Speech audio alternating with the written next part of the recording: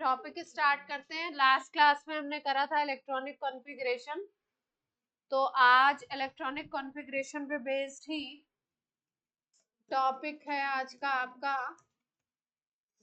Stability of half filled and full field orbital. Stability of half filled and full field orbital. Orbital ना लिख के subshell लिखो, orbital लिखोगे तो confuse. Subshell.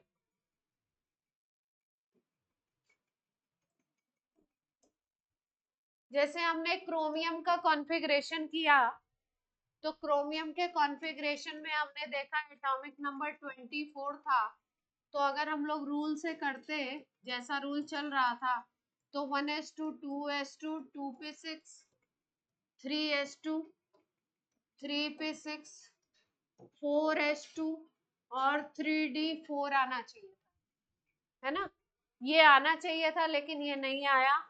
क्या आया हमारा कॉन्फ़िगरेशन, क्या हुआ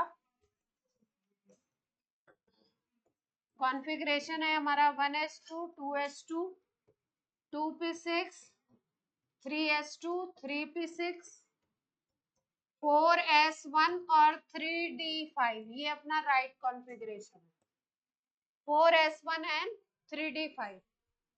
यहाँ पे अगर देखो इस स्ट्रक्चर में, मतलब इसमें देखिए अगर कॉन्फ़िगरेशन में, तो यहाँ पे s में है 2 इलेक्ट्रॉन और d में है आपके 4 इलेक्ट्रॉन, ठीक है। ये 2 इलेक्ट्रॉन है, ये तो पूरा भरा हुआ है, फुल फिल्ड है। इसको अगर देखो तो 1 2 3 4 इलेक्ट्रॉन है, 4 में सिंगल सिंगल और एक जो है आपका एम्प्टी पड़ा हुआ। इसके कंपैरिजन में अगर हम लोग ये बनाते हैं 4s1 और यहाँ पे बना देते हैं 3d5 बना देते हैं, तो इसमें क्या हुआ, ये जो सबशेल था ये फुल था, फुल फिल्ड था। इसको बोलते हैं हम लोग पार्शियल फिल्ड। अगर D में D5 हो तो हाफ फिल्ड बोला जाता है, D में 10 हो तो फुल फिल्ड बोलेंगे। उसके अलावा D में कुछ भी हो 1 2 3 4 6 7 8 9 तो उसको हम लोग बोलते हैं पार्शियल फिल्ड। तो यहाँ पे क्योंकि कॉन्फ़िगरेशन क्या दिख रहा है हमको D4, तो ये पार्शियल फिल्ड होगा। इसके कंपैरिजन में अगर ये देखो S को, तो ये S हो गया हाफ फिल्ड, क्योंकि S में जब फुल फिल्ड बोलते हो तो कितना बोलते हो 2, है ना। और हाफ फील्ड में कितना हो गया 1 इलेक्ट्रॉन। डी को अगर देखो तो ये D5 बन गया, इसका मतलब ये कैसा बन गया, हाफ फील्ड बन गया, ठीक। अगर यहाँ पे देखो तो यहाँ पे पूरा ये जो स्ट्रक्चर देख रहे हो आप, इसमें जितने इलेक्ट्रॉन है सब एक ही डायरेक्शन में स्पिन कर रहे हैं। सबका डायरेक्शन क्या है, एक ही है ना। तो इनका स्पिन सबका एक ही डायरेक्शन में है, सब में एक एक इलेक्ट्रॉन फिल है, ठीक। तो स्ट्रक्चर में एक सिमेट्री दिख रही है। सिमेट्री का मतलब सब कुछ सेम सा दिख रहा है, सबका स्टेटस यहाँ पे क्या है, सेम सा है। ये हाफ फिल्ड है, ये हाफ फिल्ड है। इसका स्पिन इस जिस डायरेक्शन में उसी डायरेक्शन में इन पांचों का है। इसमें कोई एम्प्टी नहीं है, इसमें कोई एम्प्टी नहीं है, सब में 1 1 इलेक्ट्रॉन है। तो एक तरीके से ये स्ट्रक्चर सिमेट्रिकल दिख रहा है। यहाँ पे देखिए एक फुल फिल्ड है और ये क्या है, ना हाफ है ना फुल है। हाफ फुल की स्टेबिलिटी ज्यादा होती है, ना ये हाफ है ना फुल है। तो ये कैसा फिल्ड है, पार्शियली फिल्ड है। इसमें एक का स्पिन तो ये वाला है, दूसरे का स्पिन अपोजिट है। यहाँ पे स्पिन देखिए सारे एक डायरेक्शन में चले गए लेकिन एक एम्प्टी भी है। तो ये स्ट्रक्चर ऐसा है जो क्या है, अनसिमेट्रिकल सा। अनसिमेट्रिकल सा मतलब कि सब कुछ सेम सा नहीं दिख रहा है। 4 भरे हुए हैं, एक खाली है, 4 में एक एक इलेक्ट्रॉन है, एक में इधर वाले में 2 इलेक्ट्रॉन है। यहाँ पे सब कुछ क्या है, सेम सा है। तो ऐसे स्ट्रक्चर्स को बोलते हैं सिमेट्रिकल और ऐसे स्ट्रक्चर्स को बोलते हैं अनसिमेट्रिकल। पार्शियल फील्ड अगर ऑर्बिटल है तो वो लेस स्टेबल होगा, और जो फुल फील्ड और हाफ फील्ड होते हैं वो ज्यादा स्टेबल होते हैं, उनको स्टेबिलिटी ज्यादा मिलती है, इसलिए ये कॉन्फ़िगरेशन ये वाला सही है और ये वाला क्या है, रॉन्ग है। तो इसमें आप ऐसे लिखेंगे फुलफिल्ड, यहाँ पे लिखिए स्टेबिलिटी, फुलफिल्ड की सबसे ज्यादा, फिर हाफ फिल्ड की, फिर किसकी आती है, पार्शियल फिल्ड की।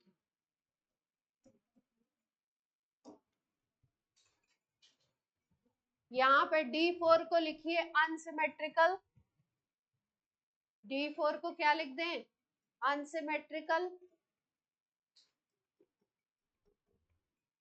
और ये D5 को लिखिए सिमेट्रिकल, सिमेट्री है।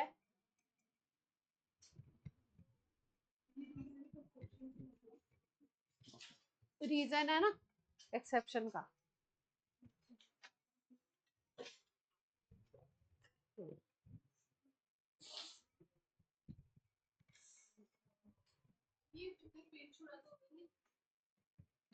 पेज छोड़ा था क्या स्टेबिलिटी के लिए, हाँ तो वही लिख लो, आपने छोड़ा था, कोई बात नहीं, वो छूट गया तो छूट गया, चलता है एक पेज करना, एक पेज के लिए आप इतना रोना मत करिए, कोई बात नहीं।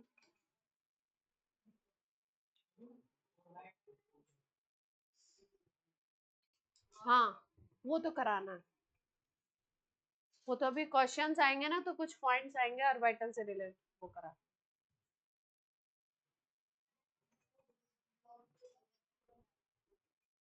हम्म, कौन सा,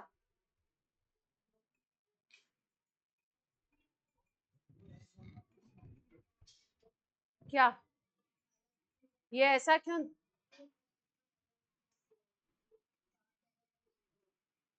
हाँ तो एस और डी तो अलग ही होते हैं ना, हाँ तो अलग ही तो है, अलग ही तो बनाए,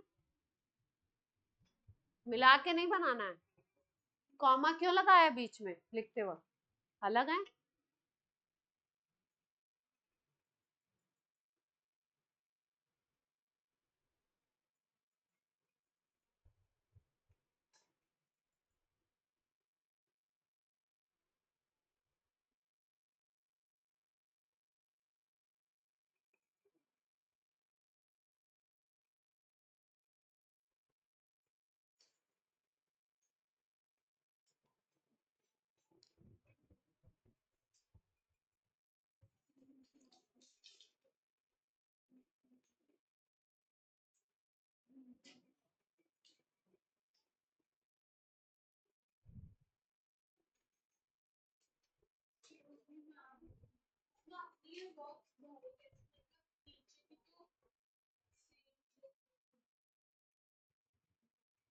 नीचे ये S1 है ना, तो एक भरा, यहाँ पे S2 था तो दो भर दिए, यहाँ D4 था तो चार भर दिए, D में 5 होते हैं और ऑर्बिटल 5 बनाते हैं, 5 में 4 में भर दिया, यहाँ पे D5 है तो 5 में भर दिया।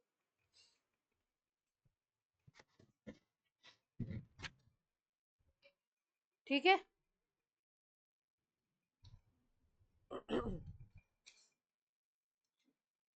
लिखिए,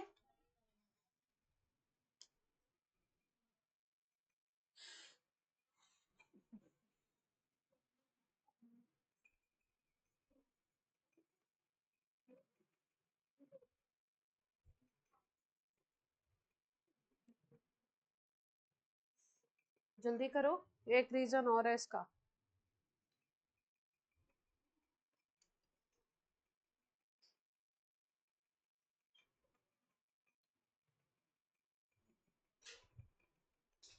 हो गया, कितना डिटेल लिख रहे हो तुम लोग, फाइन डिटेल, एक ही दो बात लिखनी है, इतनी देर तक लिखे ही जा रहे हो, स्टार्टिंग तो यहीं से तो हुई है। एक तो सिमेट्री, इसका रीजन है एक्स्ट्रा स्टेबिलिटी का, D5 की स्टेबिलिटी का, दूसरा रीजन लिख लीजिए इसका, सेकंड रीजन, सेकंड रीजन है एक्सचेंज एनर्जी, एक्सचेंज एनर्जी समझ लेते हैं क्या चीज होती है। Exchange energy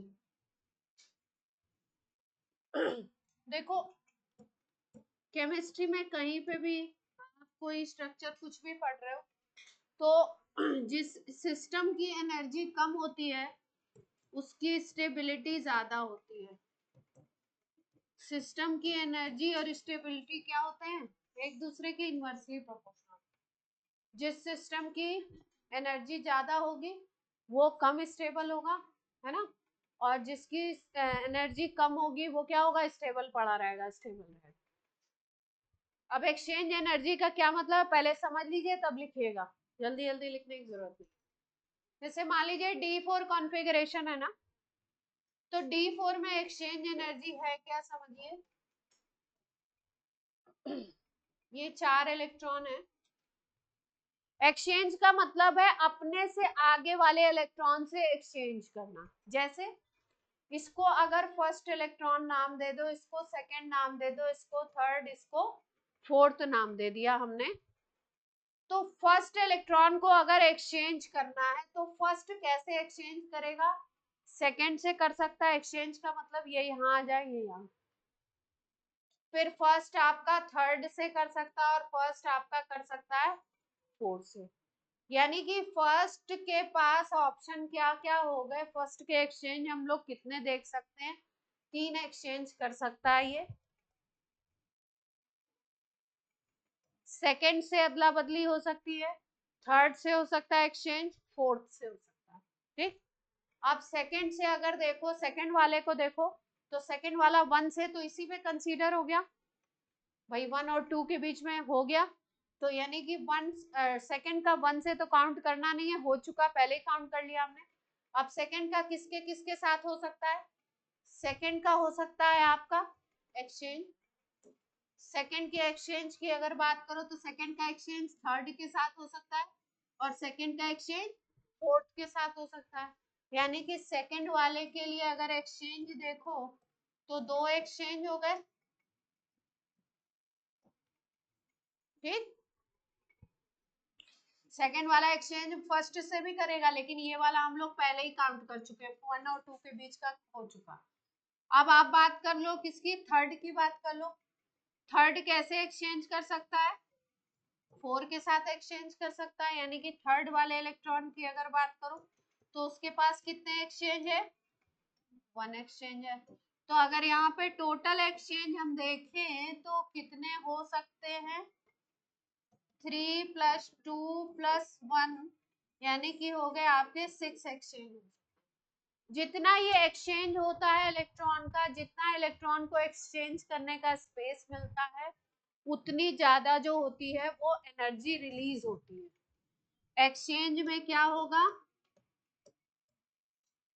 by exchange of electron energy released, और जो एनर्जी रिलीज होगी वो उसको हम बोलते हैं एक्सचेंज एनर्जी।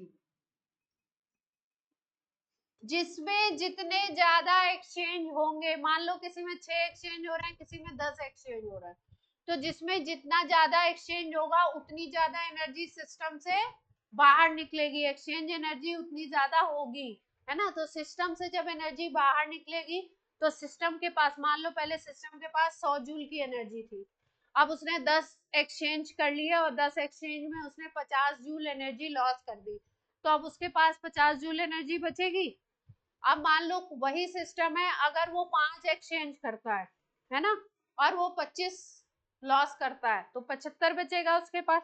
ठीक है, तो जो जितने ज्यादा एक्सचेंज करेगा उसकी एनर्जी, एक्सचेंज एनर्जी इतनी ज्यादा लॉस होगी, तो फाइनली उसके पास उतना कम अमाउंट बचेगा एनर्जी का। और पहले ही आपको बताया कि जिसके पास एनर्जी कम उसकी स्टेबिलिटी ज्यादा, जिसके पास एनर्जी ज्यादा उसके पास स्टेबिलिटी कम। तो इसका मतलब अगर एक्सचेंज एनर्जी ज्यादा होगी तो उस सिस्टम की स्टेबिलिटी क्या हो जाएगी, हाई हो जाएगी, क्योंकि जितने ज्यादा एक्सचेंज करेगा वो उतना ज्यादा अपने अंदर से एनर्जी निकालेगा, तो उसके खुद के सिस्टम की एनर्जी ज्यादा लो होगी, और जितना एनर्जी सिस्टम की लो होती है वो उतना ज्यादा क्या होता है, स्टेबल। यहाँ पे D4 कॉन्फ़िगरेशन में हमने देखा कि 3+2+1 6 एक्सचेंज हुए। अब D5 में देख लेते हैं, D5 में ऑब्वियसली बढ़ेंगे। D5 कॉन्फ़िगरेशन में देखो,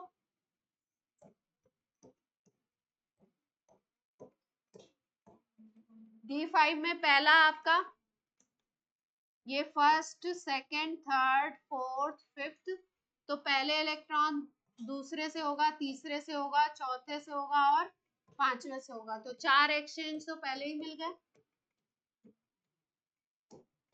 ठीक, फिर उसके बाद अगर सेकंड वाले को देखो तो सेकंड में कितने मिलेंगे, 3 से ले लो, 4 से ले लो और 5 से ले लो, तो 3 एक्सचेंज मिल गए। फिर थर्ड से ले लो तो कितने मिलेंगे, 1 एंड 2, दो और मिल गए। फिर अगर आप फोर्थ से ले लोगे तो कितने मिलेंगे, एक मिलेगा। तो अब टोटल में एक्सचेंज कितने हो गए अपने, 10 हो गए ना। तो जितने ज्यादा एक्सचेंज हुए उसका मतलब एक्सचेंज एनर्जी उतनी ज्यादा निकली, और जितनी एनर्जी बाहर निकल जाएगी उतनी सिस्टम की खुद की एनर्जी कम हो जाएगी। एनर्जी कम तो स्टेबिलिटी ज्यादा। ठीक है, तो यहाँ पे एक्सचेंज एनर्जी क्या होगी, एक्सचेंज एनर्जी हाई हो जाएगी, तो सिस्टम की एनर्जी क्या हो जाएगी, लो। और जैसे ही सिस्टम की एनर्जी लो होगी वैसे ही सिस्टम क्या बनेगा, स्टेबल। नोट कर लीजिए। तो एक रीजन ये भी है, दो तरीके से एक ही बात को एक्सप्लेन किया।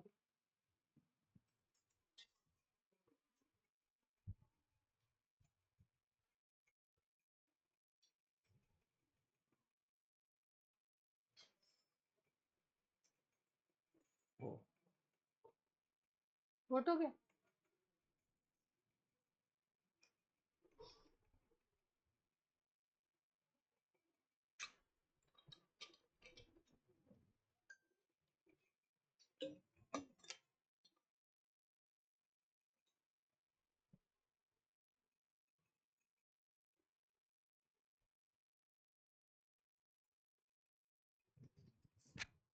इलेक्ट्रॉन एक्सचेंज में जो एनर्जी रिलीज होगी उसको क्या बोलोगे, एक्सचेंज एनर्जी।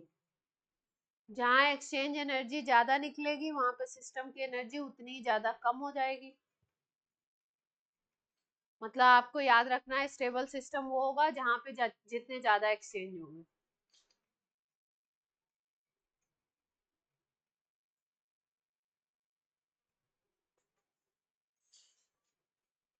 D9 और D10 में भी ऐसा ही होता है, कॉपर वाले में जो हमने देखा था वहां भी D10 में ज्यादा हो जाएगा एक्सचेंज।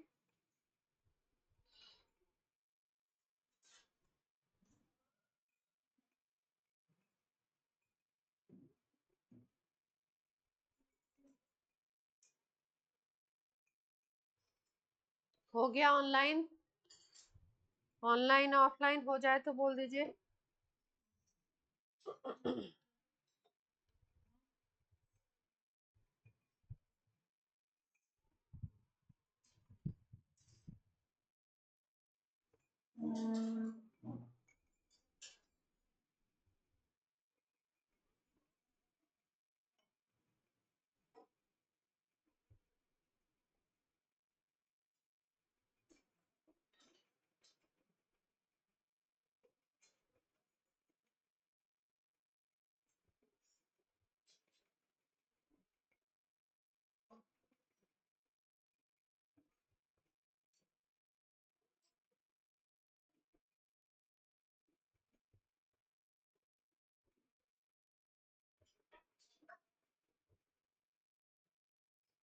डन कर लिया बच्चों।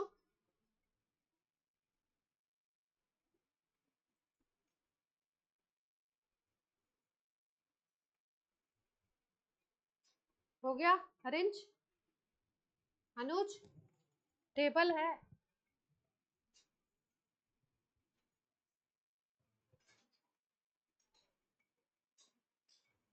D5 वाली स्लाइड कौन सी D5 वाली हर्षित?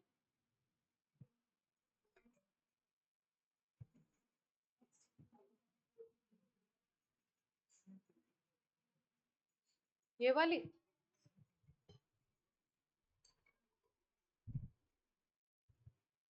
अच्छा, अभी तक हमने एक ही स्लाइड नोट की।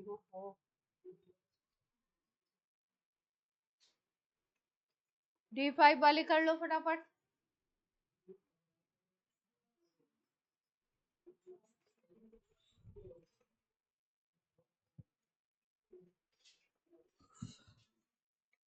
इलेक्ट्रॉन की अदला बदली खाली जगह में नहीं ले जाएंगे, इलेक्ट्रॉन एक्सचेंज हो रहा है ना, ये नहीं खाली जगह में पहुंचा दो, D4 वाले को खाली में नहीं।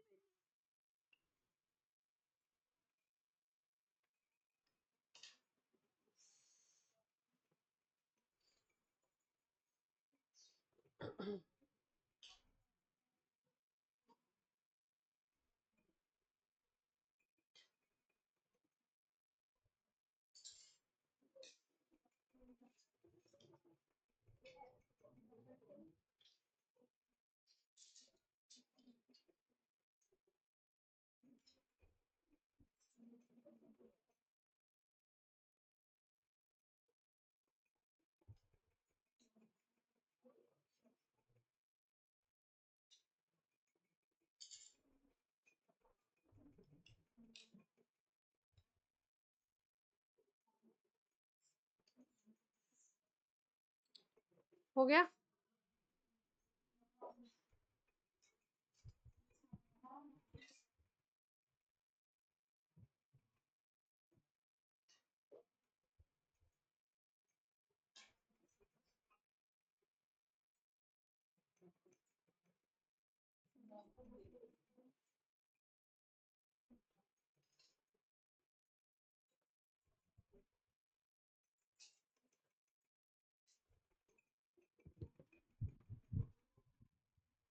चलिए, अब कॉन्फ़िगरेशन तो कर लेंगे, कोई भी जो भी दिया जाए आपको, अब कॉन्फ़िगरेशन करने में तो दिक्कत नहीं आएगी। 41 आपकी जो बुक है ना एनसीईआरटी, उसमें दे रखे होंगे 41 से लेकर के 50 तक के, है ना। कॉन्फ़िगरेशन देखेंगे, इसमें कई सारे एक्सेप्शन हैं, एक्सेप्शन बहुत सारे हैं। 41 टू 50 में बहुत सारे एक्सेप्शन हैं। 41 एक्सेप्शन है, 42 है, 44 है, 45 है, 46 है, 47 है ना। अप टू 50 तक में 5 एक्सेप्शन है, 3, 5 नहीं है, बहुत है, 6 है, 6 एक्सेप्शन है। तो एक्सेप्शनल वाले याद रखने हैं अपने को, एक्सेप्शन से ही क्वेश्चन दे देते हैं कई बार जेई में भी, नीट में भी। जो एक्सेप्शनल इलेक्ट्रॉनिक कॉन्फ़िगरेशन होता है ना, उसी से क्वेश्चन बना देते हैं। और इनऑर्गेनिक का कोई भी क्वेश्चन करने के लिए कॉन्फ़िगरेशन जरूर याद होना चाहिए, बहुत सारे क्वेश्चंस कॉन्फ़िगरेशन से ही बनते हैं। तो इसमें 41, 42, 44, 45, 46, 47, इसका तो कॉन्फ़िगरेशन आपको याद ही करना है। 41 एनसीईआरटी में स्टार लगा हुआ है, स्टार बना हुआ है एनसीईआरटी में, पेज नंबर 66।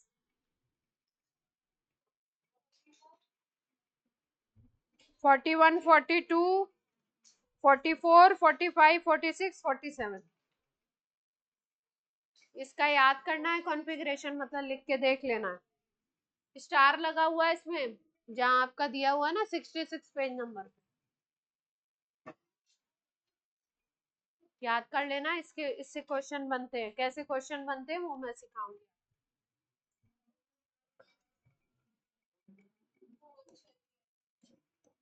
थोड़ा सा एकदम छोटी सी चीज है, जरा सा एक फॉर्मूला लिखना है, ज्यादा डिटेल में नहीं जाना है, फॉर्मूला लिखना है।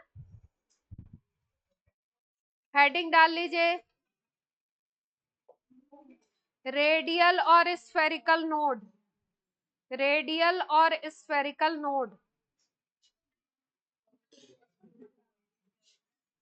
रेडियल और स्फेरिकल नोड, रेडियल और स्फेरिकल नोड। रेडियल और स्फेरिकल नोड, न्यूक्लियस के चारों तरफ जो आपका एक स्फेरिकल एरिया होगा, एक वॉल्यूम होगा, एक स्फेरिकल एरिया होगा जहां पे इलेक्ट्रॉन जीरो होंगे, उस स्फेरिकल न्यूक्लियस मान लीजिए ये है ना, इसके चारों तरफ मान लो ये एक एरिया है, ये एक एरिया है, यहाँ पे इलेक्ट्रॉन नहीं है, कोई प्लेस है, इससे कुछ डिस्टेंस पे कोई प्लेस है, वहां पे इलेक्ट्रॉन नहीं है ना, तो उसको बोलते हैं स्फेरिकल या रेडियल नोड। उसका नंबर कैसे निकालते हैं, नंबर निकालना है आपको, डिटेल में नहीं जाना है, इसका नंबर निकालना है आपको। रेडियल या स्फेरिकल नोड का फॉर्मूला होता है n minus L minus, n और l आपको पता है, तो आप स्फेरिकल नोड का नंबर निकाल सकते हैं, n माइनस एल माइनस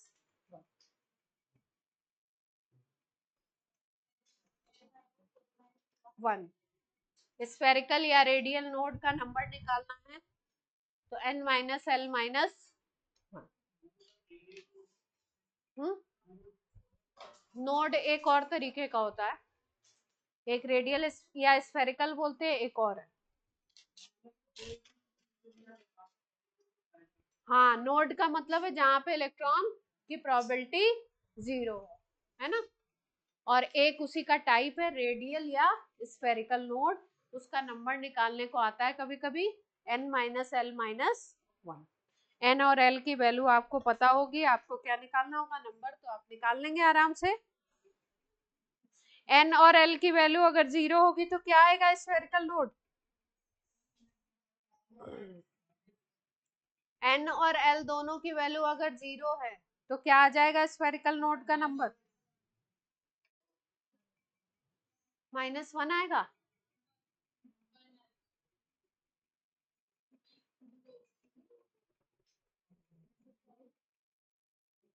ध्यान से सोचो,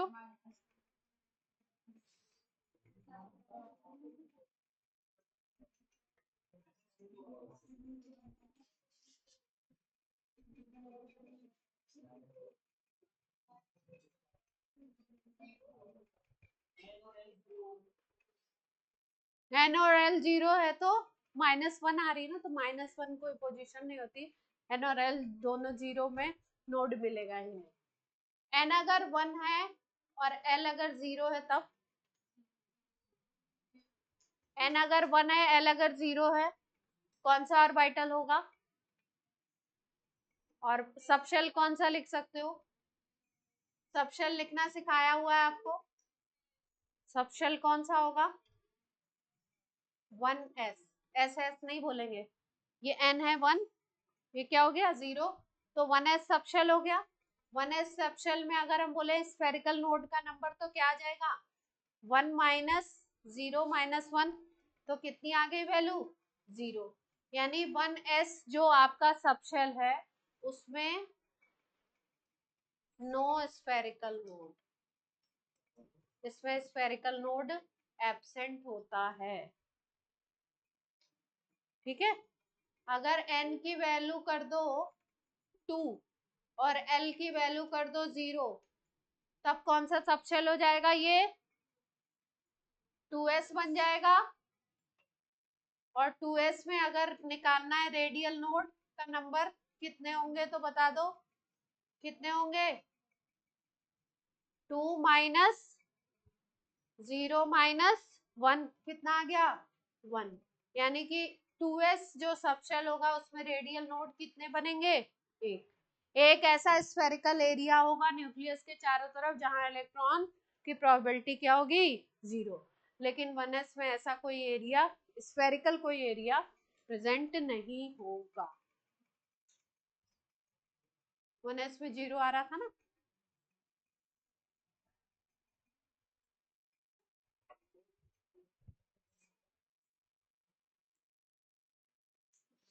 अब कर लेंगे, बोलिए।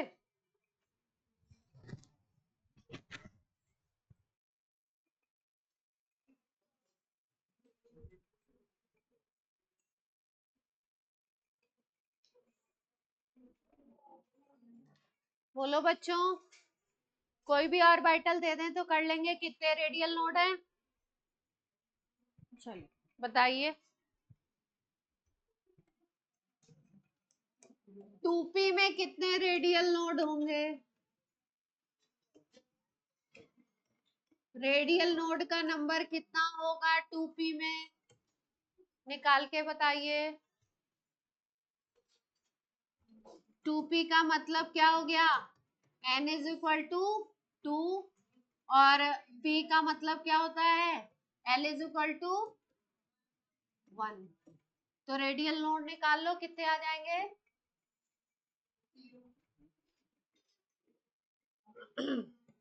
n माइनस l माइनस 1, यही तो करते हैं।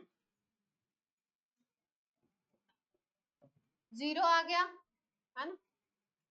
2p में ऐसा कोई रेडियल मिलेगा ही नहीं, रेडियल की बात ही नहीं होगी। 2p का स्ट्रक्चर भी कैसा होता है? ऐसा या ऐसा या ऐसा, है ना। रेडियल रेडियल की बात ही नहीं।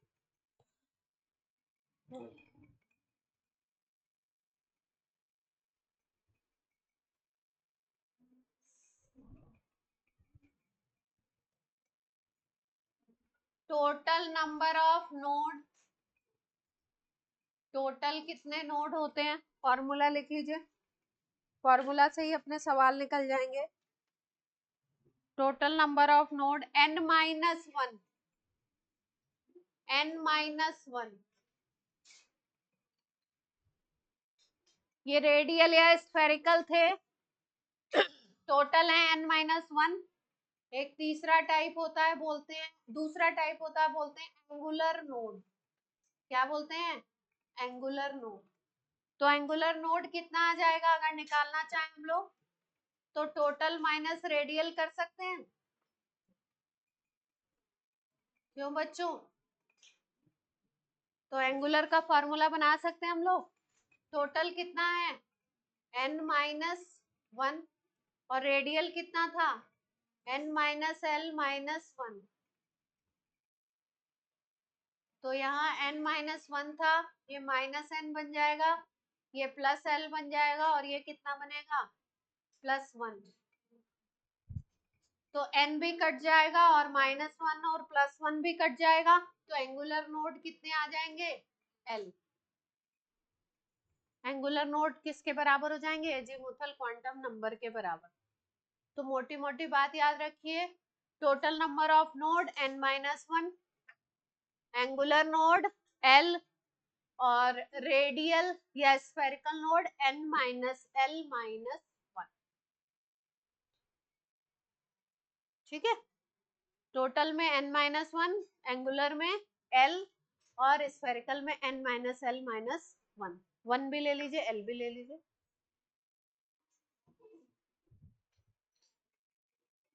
ठीक है। अब बताइए 2p के लिए। अब इसी केस के लिए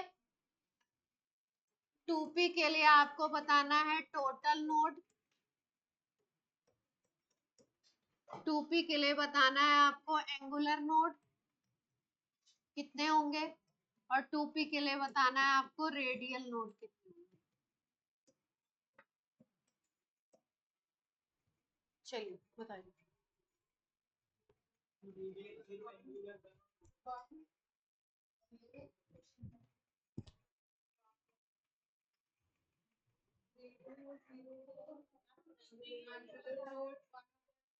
एंगुलर नोड बताना है, रेडियल बताना है, टोटल बताना है।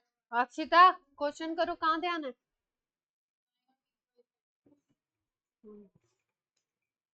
हो गया। चलिए निकल गया। 2p के लिए n कितना था? 2 और l कितना था? इसी से सब डेटा निकल जाएगा अपना। एंगुलर नोड कितने हो गए? l यानी 1। रेडियल नोड कितने हो गए? n minus l minus 1। n था 2 माइनस 1 कितना आ गया? 0। रेडियल तो 0 अभी पहले भी निकाला था हमने। और टोटल कितना था? n minus 1 2 minus 1। ये दिख भी रहा है। इन दोनों को टोटल करोगे तो 1 ही तो आएगा, 1 प्लस 0। ठीक है।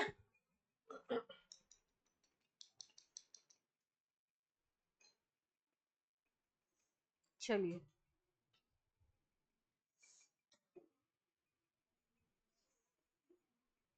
हो गया।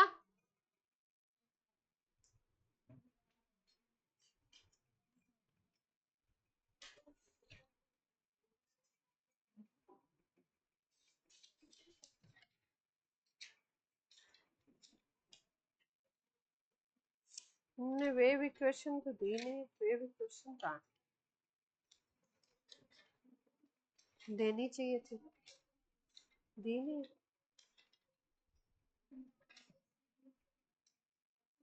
हटा दिए क्या?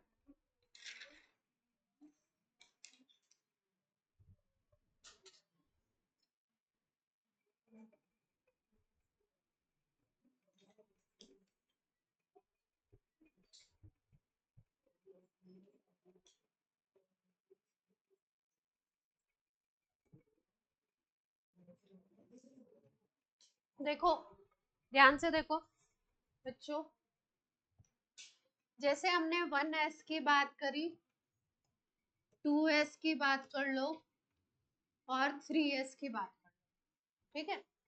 रेडियल नोड कितने कितने निकलेंगे, निकाल लो जल्दी से, तीनों में रेडियल नोड निकालो, 1s में, 2s में और 3s में। रेडियल नोड निकालिए, कितने निकलेंगे। 1s में कितना निकलेगा,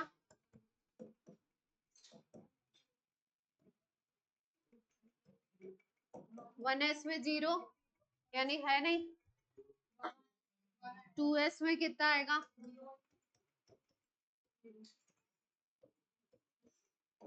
1 आ जाएगा, एक रेडियल नोड, और 3s में कितना आ जाएगा,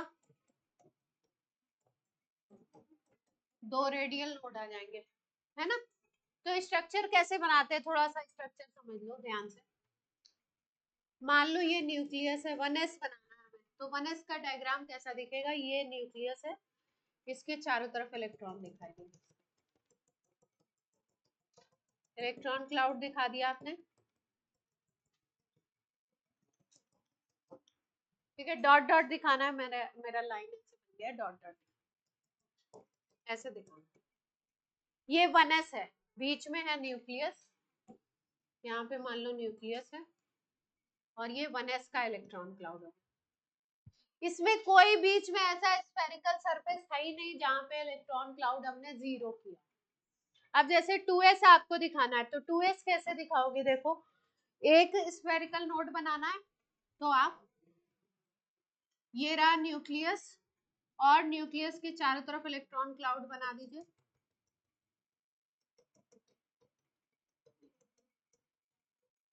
और एक ऐसा एरिया दीजिए, मतलब एक ऐसा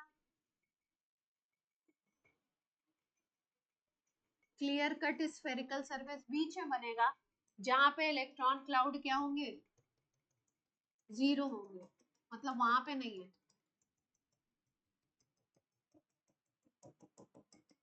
ये आपका जो बीच का ये एरिया है ना, ये हो गया स्फेरिकल या रेडियल। बात समझ आ रही है, बोलो बच्चों, स्फेरिकल या रेडियल नोड। अब जैसे 3s में कितने दिखाने हैं, 2 दिखाने हैं, तो कैसे दिखाएंगे, ये न्यूक्लियस, अब इसके चारों तरफ देखिए 2 आपको ऐसे सर्कल बनाने पड़ेंगे, एक ये बना दिया, एक ये एरिया बन गया, फिर इलेक्ट्रॉन होंगे बीच में,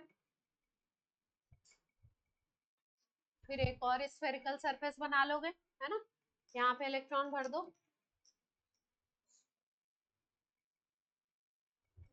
और फिर ऊपर भी इलेक्ट्रॉन।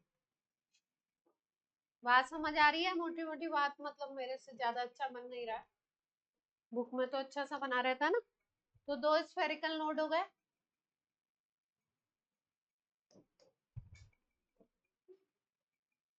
क्लियर है बात। नोड का मतलब जहां पे इलेक्ट्रॉन डेंसिटी 0 है, प्रोबेबिलिटी क्या है उसकी, 0। ये देखो बुक में ऐसे दिखाया, ये बीच का खाली दिखा दिया, ये नोडल सर्कल, यहाँ पे 1 2 खाली स्पेस होगा।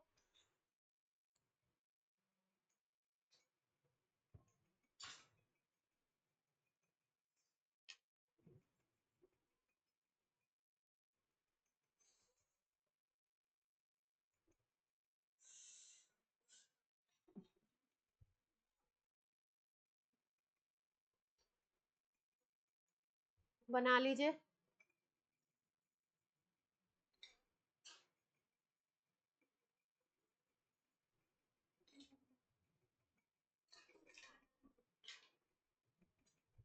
जिंदा है?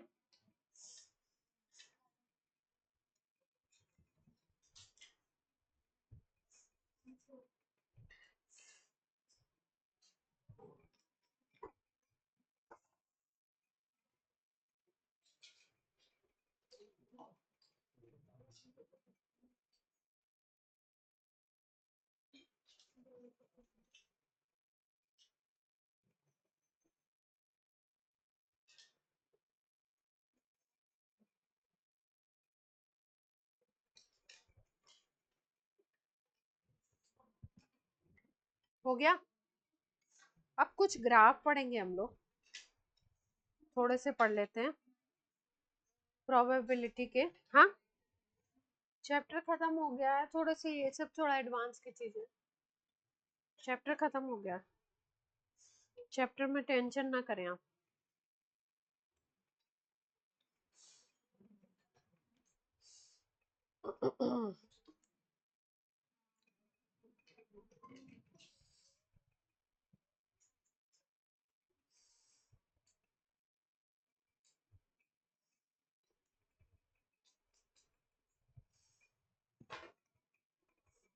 चलो कुछ ग्राफ्स कर लेते हैं, 1 2।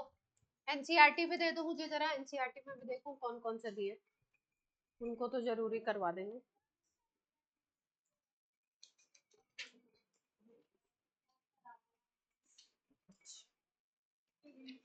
अच्छा बहन,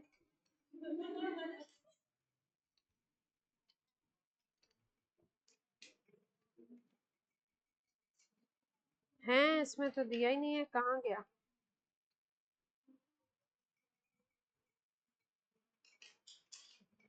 गायब ही कर दिया है,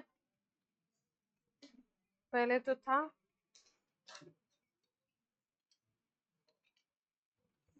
एनसीईआरटी को तो खाली करते जा रहे हैं, क्या करना चाहते हैं पता नहीं। हम्म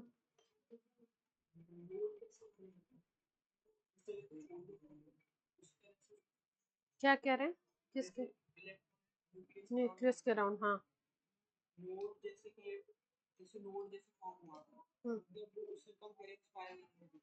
हाँ बहुत कम चांसेस होंगे, कुछ एरिया ऐसे होंगे जहाँ पे आने के चांसेस बहुत कम है।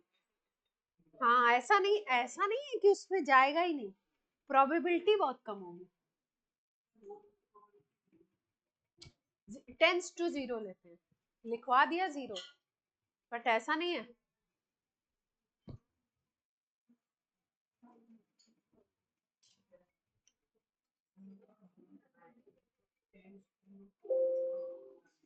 हेडिंग डालो, कुछ ग्राफ, 1 2 ग्राफ कर लेते हैं थोड़ा सा।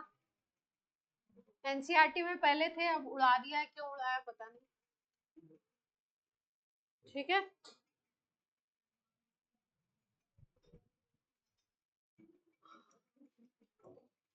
नीट वाले बच्चे तो जितना एनसीईआरटी में उतना ही करेंगे,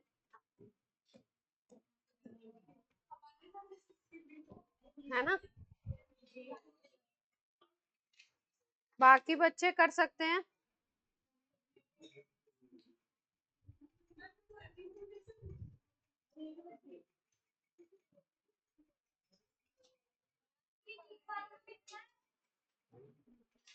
हाँ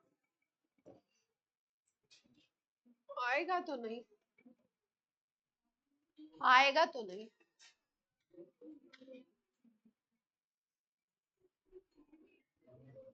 1s में कितने नोड थे? 1s में कितने नोड रिपोर्ट किए थे हम लोगों ने? एंगुलर भी नहीं था, रेडियल भी नहीं था। बोलो बच्चों, दोनों ही नहीं थे?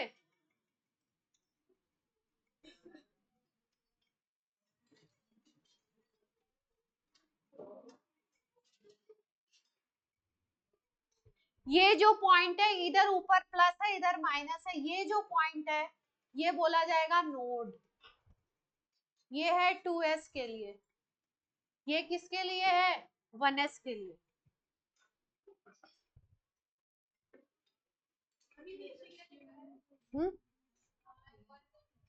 इधर स्मॉल आ रहा है उधर कैपिटल आ रहा है।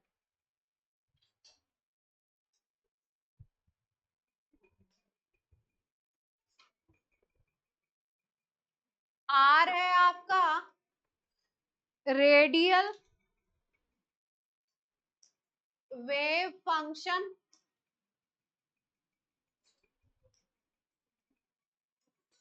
और आर है ये डिस्टेंस फ्रॉम न्यूक्लियस।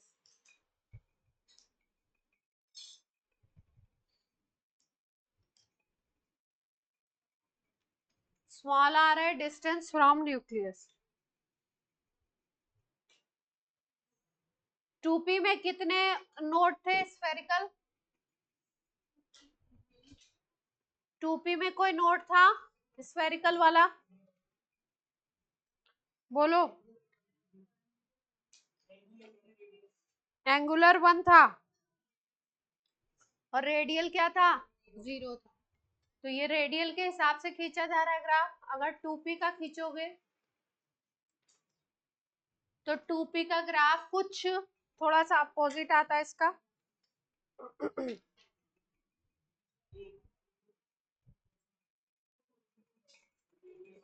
ये पॉजिटिव पार्ट है ऊपर का ग्राफ का, ये नीचे का पार्ट है। रेडियल से ये रिलेटेड ग्राफ है ना? तो रेडियल में आपके 1s में क्या था, एक भी जगह पे कट नहीं करेगा। क्यों नहीं कट करेगा? जहां पे कट करेगा वहां पे प्रोबेबिलिटी 0 होगी, तो यहाँ पे 0 है, तो एक नोड दिखाया जा रहा है रेडियल वाला। और इसमें 2p में क्या है, 2p में कहीं पे भी कट नहीं करेगा, यहाँ पे भी रेडियल नोड क्या होगा? 0 होगा।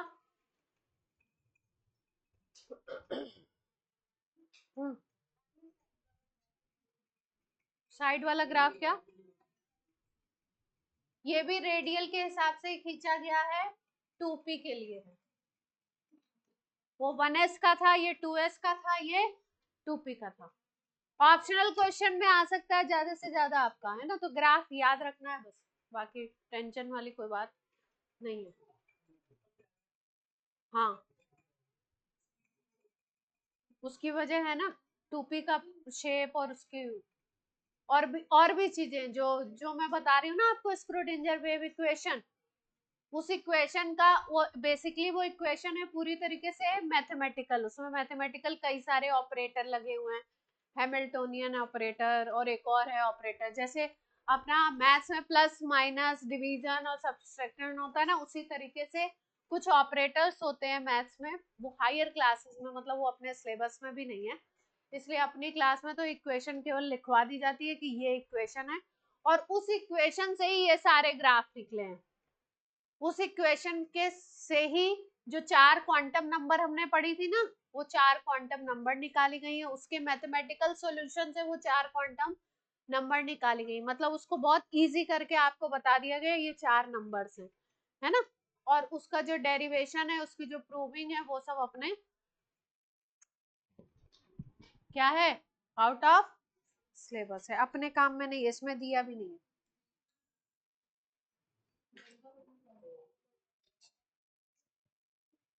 होएगा तो बताएंगे ना उसकी चीज।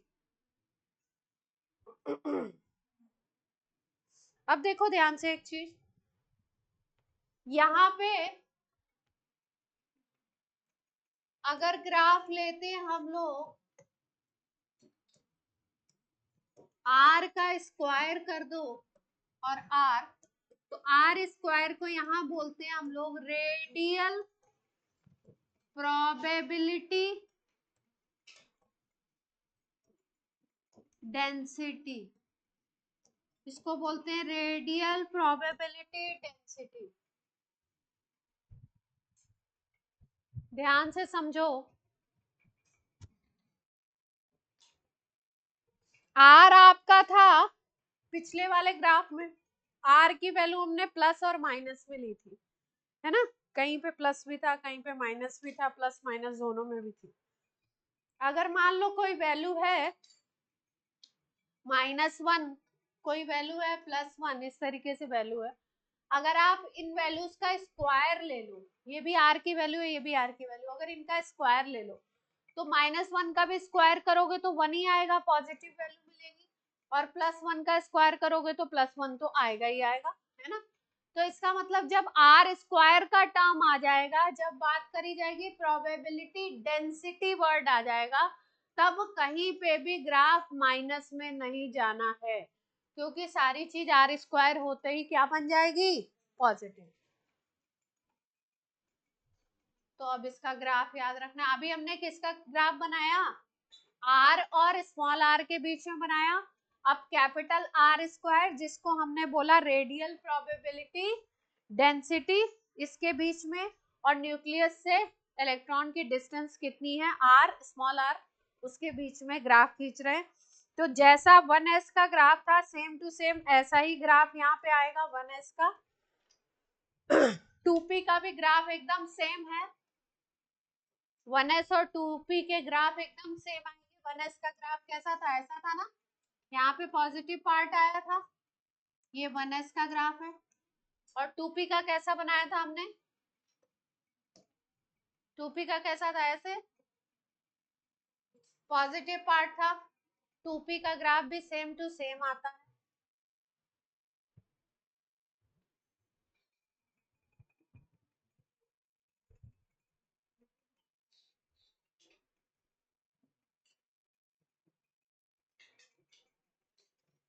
तो ग्राफ में किसके चेंज आएगा, केवल 2s का जो ग्राफ है वो थोड़ा सा चेंज है, यहाँ पे टच करता हुआ सा निकलेगा, 2s का ग्राफ यहाँ पे एक जगह टच करता हुआ निकलेगा, लेकिन कोई भी पार्ट नेगेटिव में नहीं जाएगा, सारा पार्ट कहाँ पे रहेगा, पॉजिटिव में ही रहेगा। ये किसका ग्राफ है, 2s। ये जो पॉइंट है, ये पॉइंट बोल रहा है ये क्या,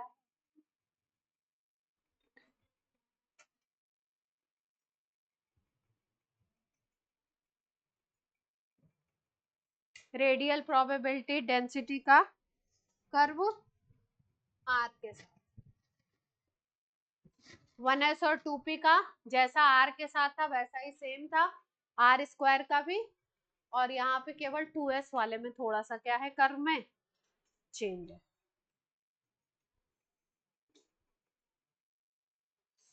क्लियर है, बोले बच्चों,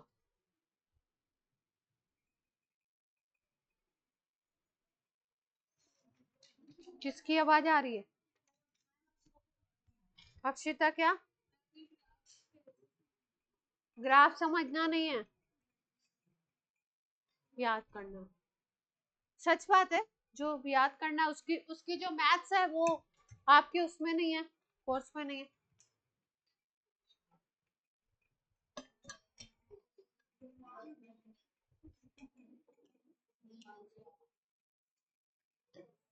नहीं है, ये जो लोग मैथ से वो करते हैं ना, मास्टर्स वगैरह करते हैं, उनके सिलेबस में।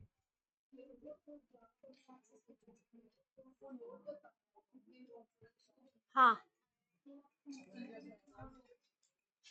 कहाँ, 2p में रेडियल नोड है, ये रेडियल प्रोबेबिलिटी डेंसिटी है, रेडियल को बता रहा है, इसीलिए 2p में नोड नहीं दिखाएगा। ये बार बार स्लाइड क्यों खत्म हो जाती है, हाँ, नहीं टच नहीं,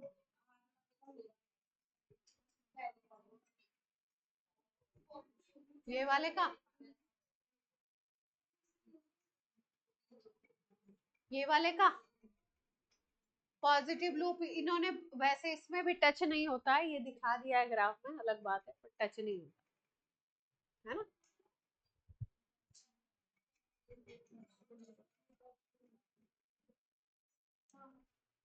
ठीक है, एज इफ याद रखना है। किसमें माइनस में नहीं ले गए, इसमें कहाँ माइनस, ये वाले में, इसमें तो माइनस में लेंगे ना, आर का जब खींचेंगे तो माइनस में माइनस प्लस दोनों वैल्यू होगी, आर का जब खींचेंगे तो माइनस प्लस दोनों वैल्यू होगी, आर स्क्वायर करते ही सारे माइनस क्या हो जाएंगे, प्लस हो जाएंगे, तो सारा ग्राफ कहाँ पे आ जाएगा, ऊपर वाली एक्सिस पे। अरे ये ग्राफ नीचे चला,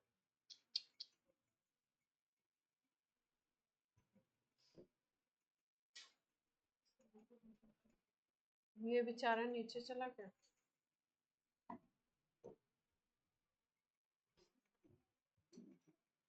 चैप्टर एंड पे बिल्कुल स्ट्रेस मत लें आप, बिल्कुल स्ट्रेस, आप लोग बिल्कुल स्ट्रेस में दिखाई दे रहे हैं, ऐसे स्ट्रेस में ना दिखें। इसके बाद रेडॉक्स करेंगे, एक और लास्ट ग्राफ है, बस कर लो और फिर चैप्टर खत्म।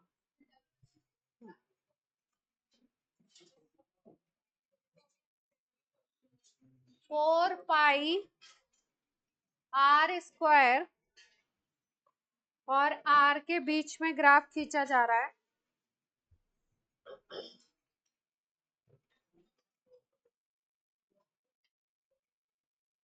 ये ग्राफ है 1s का,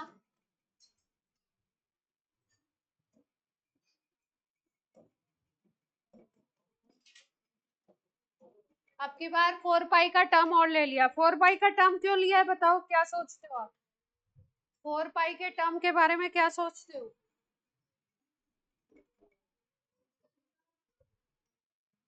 4 पाई के टर्म के बारे में क्या सोचते हो, 4 पाई क्यों लिया होगा,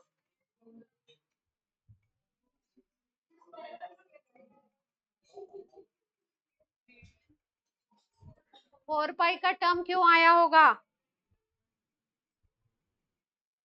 एंगुलर मोमेंटम में 4 पाई आता है, अच्छा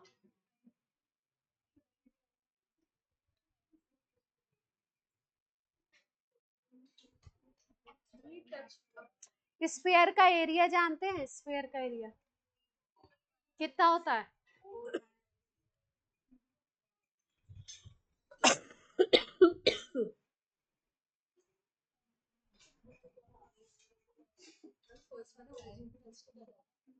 हम्म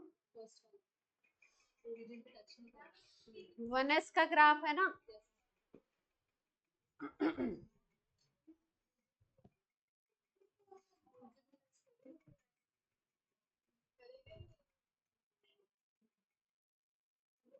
एरिया में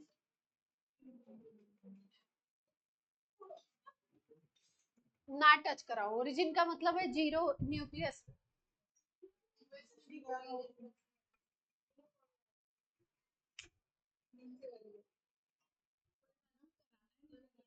ना कराओ, है ना, बिल्कुल पास से निकाल लो, बिल्कुल पास से निकाल लो,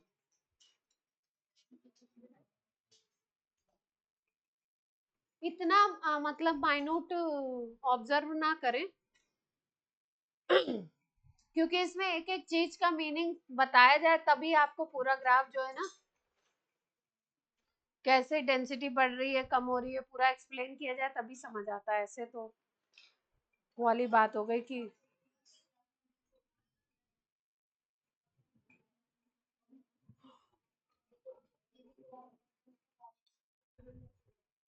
हम्म हुआ था ना,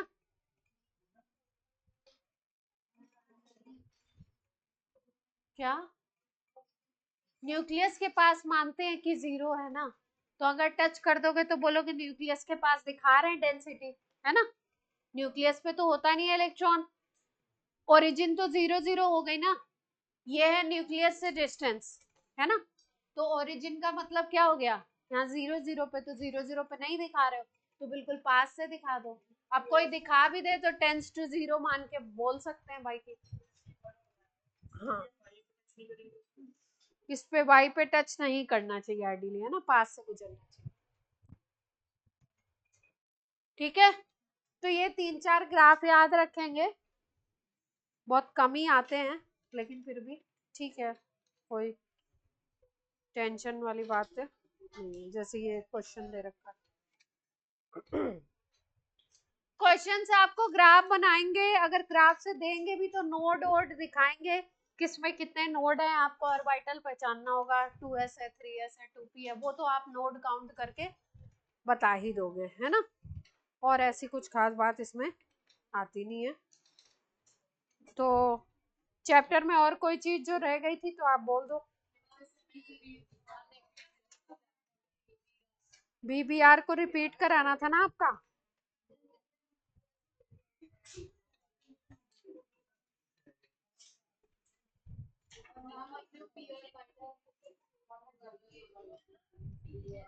वो तो क्वेश्चंस कराएंगे तब बोल रहे हैं ना, वो क्वेश्चंस कराएंगे तो कुछ कुछ पॉइंट्स क्वेश्चंस कवर अप कर लेता है तो उसमें आ जाते हैं। अब आप पहले एनसीईआरटी करोगे कि पहले वो करोगे, लेवल 1-2 करोगे कि एनसीईआरटी करोगे? नेक्स्ट क्लास में आपकी एनसीईआरटी करवा दें या नेक्स्ट क्लास में रेडॉक्स स्टार्ट कर दें, उसके बाद ट्यूसडे को एनसीईआरटी।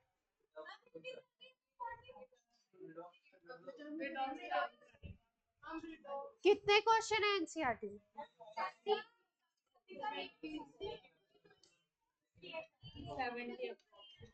इतने सारे हैं तो 2 दिन में कर लो ना, 2 दिन में करवा देंगे। अगली क्लास में रेडॉक्स स्टार्ट कर देंगे और उसके अगली क्लास में फिर एनसीईआरटी आधी पूछ लो और फिर उसके बाद एक दिन और क्लास लेके फिर अगली आधी पूछ लेना, ऐसे करके। हाँ,